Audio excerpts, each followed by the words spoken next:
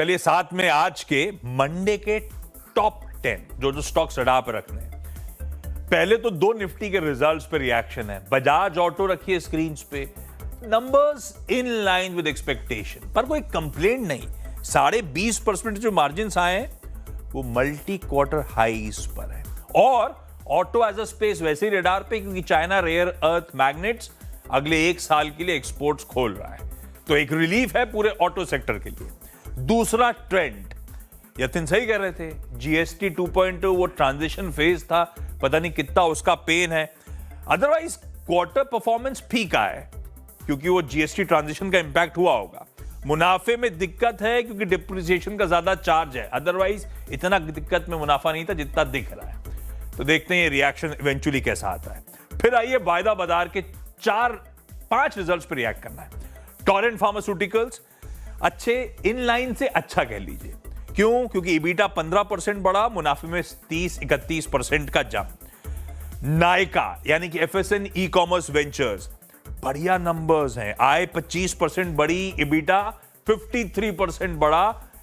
जब आईपीओ आया था तो वेफर थिन मार्जिन से कंसर्न था, आज बढ़ते बढ़ते मार्जिन 6.7% पे खड़े हो गए। साल दर साल 120 बेसिस पॉइंट्स का उछाल।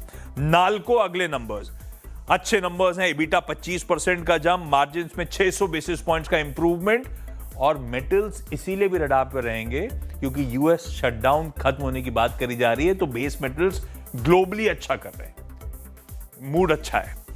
कल्याण ज्वेलर्स नंबर्स में कोई कंप्लेंट नहीं, एक स्ट्रॉन्ग Q2 है, ईबीटा में 56% का जंप है। मार्जिन कल्याण ज्वेलर्स के अच्छे खासे इंप्रूव होते हुए आपको नजर आएंगे। पेट्रोनेट एलएनजी वायदा का इकलौता नंबर जो एक्चुअली थोड़ा सा फीका नजर आ रहा है। ईबीटा 0.4% गिरा, रेवेन्यूज में भी डिक्लाइन नजर आ रहा है। फिर लेकर आइए डिफेंस, एचएएल और defence as a space. HAL इसीलिए क्योंकि इन्होंने एक एग्रीमेंट जी के साथ सप्लाई का करा। डिफेंस एज अ स्पेस इसलिए मेंशन कर रहा हूं क्योंकि हमारे रक्षा मंत्री आज कई सारी डिफेंस कंपनीज को रिव्यू कर रहे होंगे, उनका रोड मैप पे बातचीत हो रही होगी, इसीलिए पूरा डिफेंस पॉकेट रडार पे। ऐसे ही पूरी चीनी कंपनीज रडार पे, क्योंकि 15 लाख टन चीनी एक्सपोर्ट्स का फैसला लिया गया है शुगर सीजन 2025-26 के लिए। चीनी के दामों के लिहाज से अच्छी खबर, इसीलिए पूरा सेक्टर शायद आज अच्छा कर रहा हो।